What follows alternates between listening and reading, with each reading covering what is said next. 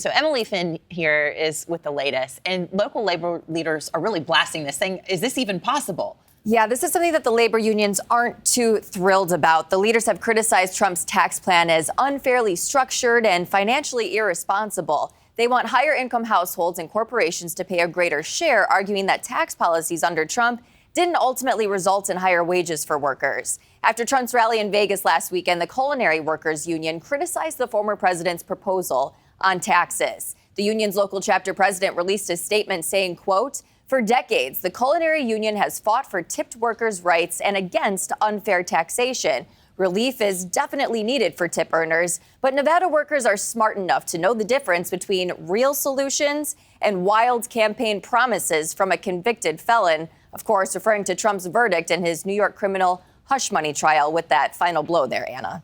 So how does the Trump proposal really impact these workers if it were to go into effect? Because, you know, their ears really perked up and go, OK, maybe this guy's got my vote. Absolutely. It's going to be a little bit different than the Democrats' proposal. The Biden administration wants to raise the federal minimum wage and phase out the tipped minimum wage for restaurant workers. Democrats also want to increase corporate tax as well as taxes on wealthy individuals, those worth more than $100 million.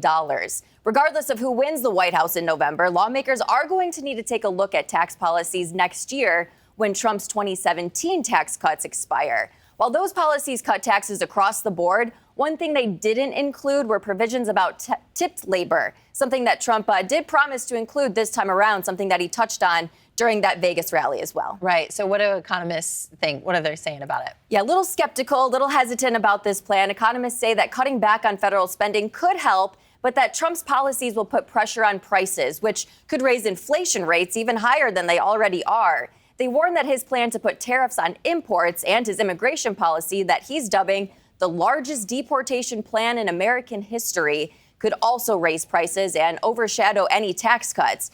However, while Trump has not yet released a detailed economic plan, his campaign team believes that Biden's climate plan change and renewable energy policies have dragged the economy down, promising to revive deregulation if, in fact, Trump is reelected in November, Anna. All right. Thanks for unpacking all that for us. Yeah. Great breakdown. Emily Finn.